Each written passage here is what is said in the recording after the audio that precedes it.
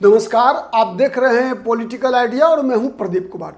मित्रों, बिहार के लिए चुनावी वर्ष है और इस चुनावी वर्ष में जब चुनाव के मैदान में विभिन्न दल आते हैं तो बिहार की राजनीति में चुनावी अभियान और चुनाव का परिणाम बिना जातिगत समीकरण के पूरा हो ही नहीं सकता।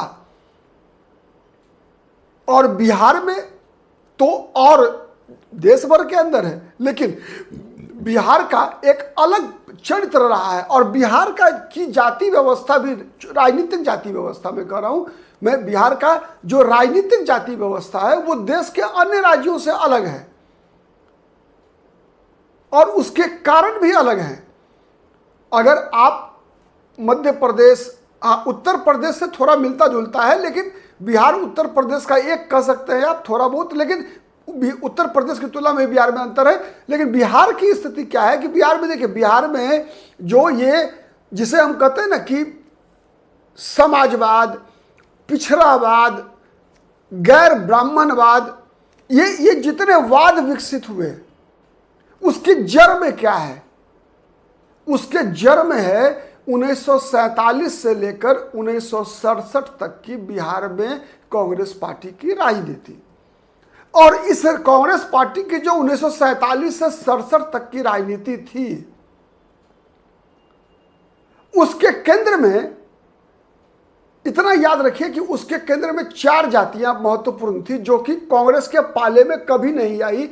और ये 4 जातियां 47 से लेकर लगातार 67 तक कांग्रेस की राजनीति के खिलाफ संघर्ष करती रही, जिसको पहली जीत 1967 में मिला था बिहार में।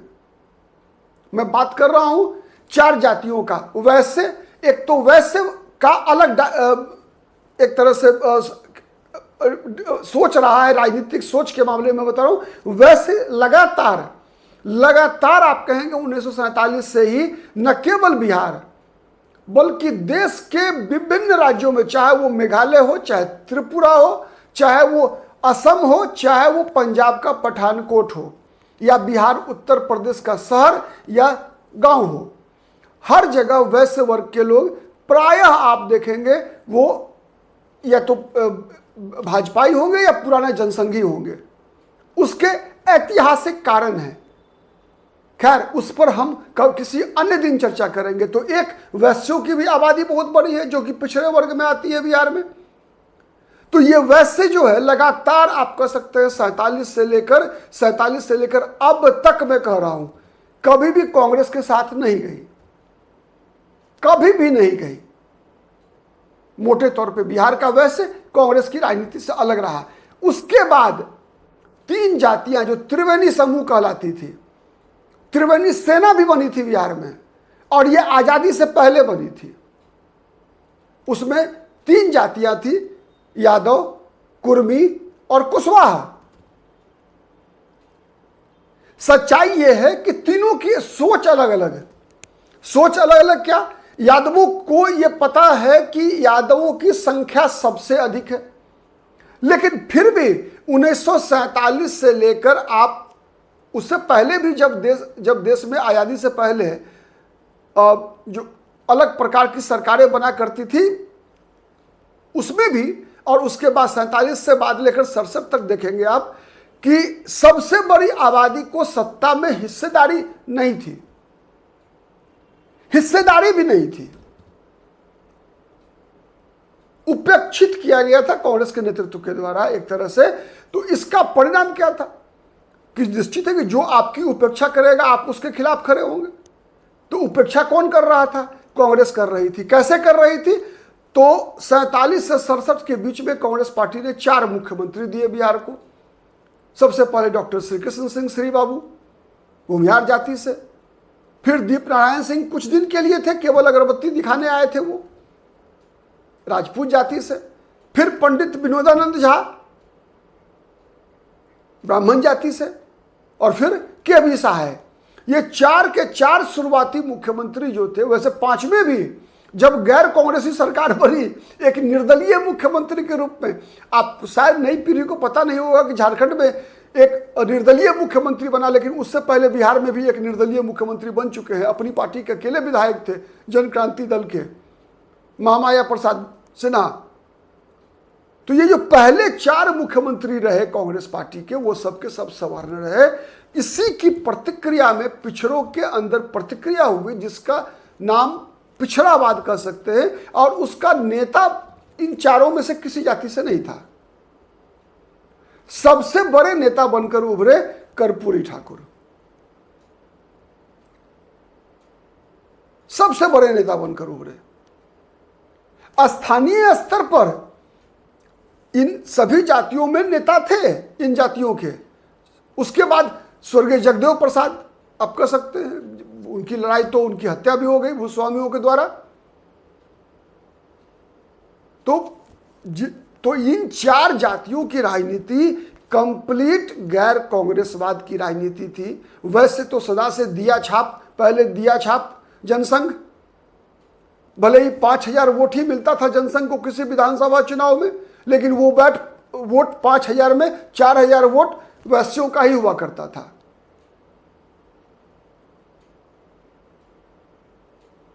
तो वैसे लगातार कांग्रेस विरोधी रहे। कुर्मी समुदाय, कुर्मी को लगता था कि शिक्षा के मामले में, खेत खलिहान के मामले में वो किसी भी कीमत पर, विशेष रूप से कुर्मी जाति की आबादी जो मध्य बिहार और पूर्वी बिहार के इलाके में है, वहां उनकी बराबरी में, भूमिहार जाति के बराबरी में थे। तो न शैक्षणिक रूप से वो पीछे थे भूमिहार जाति से, न जमीन के मामले में पीछे थे। तो उनको लगता था कि भाई भूमिहार हमसे इतना आगे क्यों है, हम क्यों इतना पीछे हैं राजनीतिक रूप से। तो उसकी प्रतिक्रिया हो रही थी कुर्मी समाज के अंदर। तो ये सब गैर कांग्रेसवाद की राजनीति के लिए जमीन तैयार कर रहे थे। कुशवाहा कृषक जाति रही है, उसका भी मानना था कि यादवों के बाद हमारी संख्या है।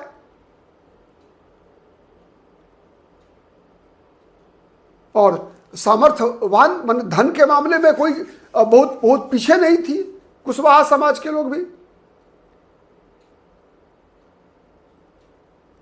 तो इनका भी था कि भाई हमारा क्यों नहीं नेतृत्व विकसित हो रहा है हमारे बीच से।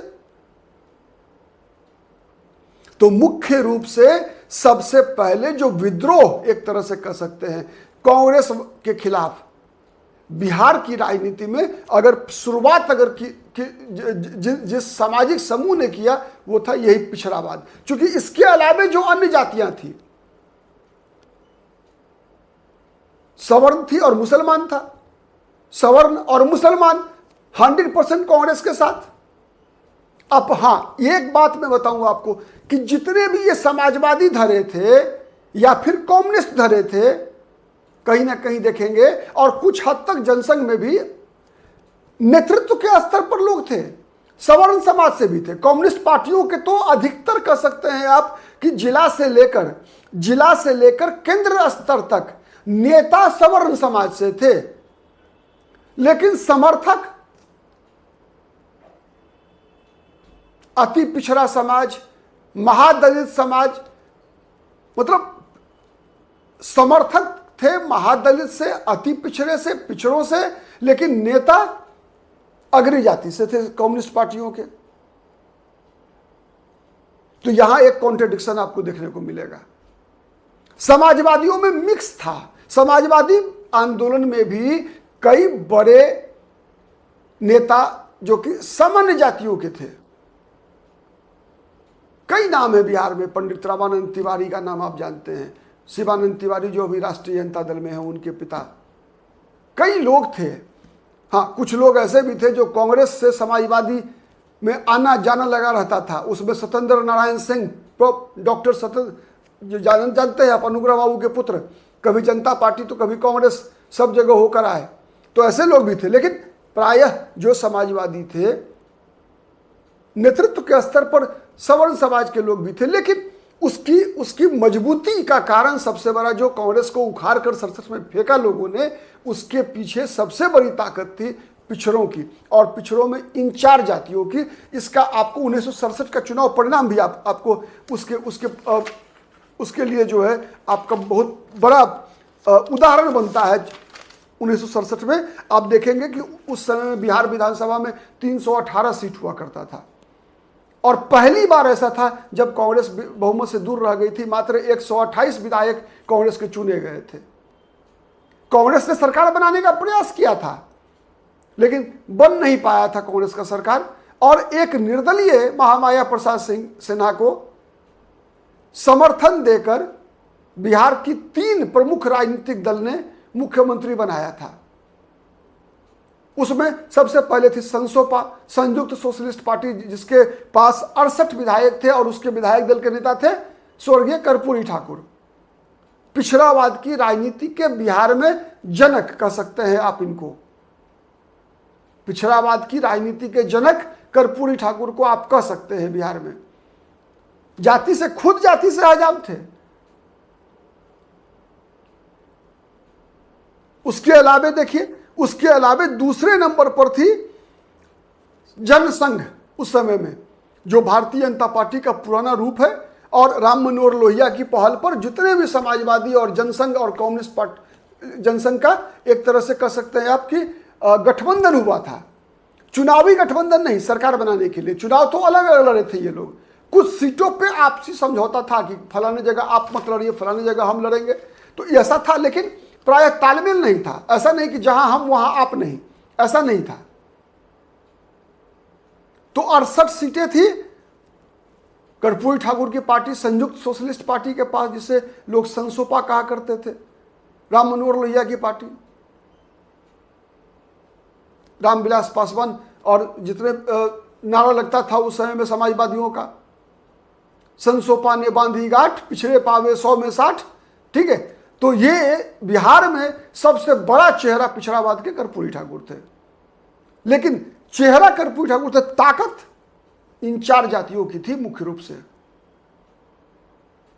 उसके बाद 26 सदस्य थे जनसंघ के, सीपीआई के 24 थे, प्रजा सोशलिस्ट पार्टी जिसे प्रसोपा कहा जाता था, उसके 18 विधायक थे और फिर निर्दलीय वगैरह जीते थे।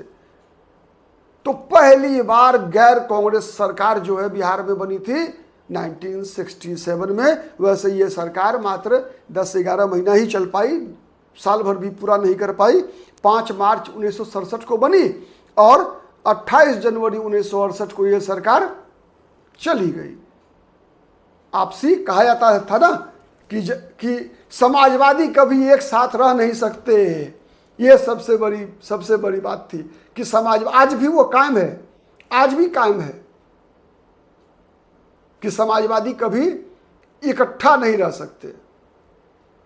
तो ये चीजें वहां भी काम किया और इस कारण से जो है सरकार गिर गई। फिर दूसरी सरकार बनी। उसके बाद तो ऐसा हुआ 10 वर्षों तक, 67 से 77 तक, कि बिहार में कम से कम 10 मुख्यमंत्री बने। ठीक है, उस पर फिर कभी बात करेंगे। लेकिन ऐसी स्थिति बनी कि केबी सहाय के बाद लगभग 10 वर्षों के अंदर बिहार में कम से कम 10 से ज्यादा मुख्यमंत्री बने। लगभग हर जाति के मुख्यमंत्री बने। बीपी मंडल बने, दुर्गा प्रसाद राय बने, सतीश प्रसाद सिंह बने। ठीक है, भोला पासवान शास्त्री उसी समय में 3 बार बन गए। आज नीतीश कुमार 20 वर्ष से हैं, लालू प्रसाद यादव 7 साल रहे, राबड़ी देवी 8 साल रही। लेकिन उस समय में 10 वर्ष में 10 मुख्यमंत्री। ठीक है, दलित मुख्यमंत्री बन गए, पिछड़ा मुख्यमंत्री मिल गया, यादव मुख्यमंत्री मिला, कुशवाहा मुख्यमंत्री मिला, बीच में सवर्ण भी मिले, सरदार हरिहर सिंह भी बने, तो केदार पांडे भी बने, सब लोग बने। मुसलमान मुख्यमंत्री भी बना बिहार में, अब्दुल गफूर। ठीक है, इसी 10 वर्ष के अंदर, 67 से 77 के अंदर। और इतना ही नहीं, कई बार राष्ट्रपति शासन भी लागू हुआ। तो ये जो बिहार, तो आज का हमारा जो मुद्दा था यही कि पिछड़ावाद का बिहार में जो पिलर 4 खंभा था बिहार में, जिसको हम पिछड़ावाद भी कह सकते हैं, आप गैर कांग्रेसवाद भी कह सकते हैं, समाजवाद भी कह सकते हैं आप।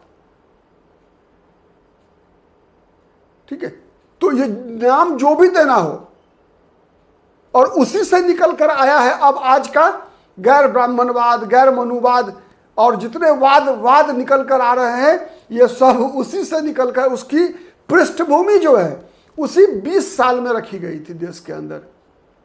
आज़ाद भारत में। आज़ादी से पहले का तो अलग इतिहास रहा है, उसमें किसने कितनी साजिश की है वो तो खैर अलग विषय है, लेकिन आज़ादी के बाद का जो 20 वर्ष की राजनीति थी उसी में ये पिछड़ावाद, ये गैर कांग्रेसवाद की स्थापना हुई थी बिहार में। और उसके 4 खंभे थे, यादव, कुशवाहा, कुर्मी और बनिया वर्ग। ठीक है, आज के लिए इतना ही। बहुत बहुत धन्यवाद। नमस्कार, जय हिंद, जय भारत।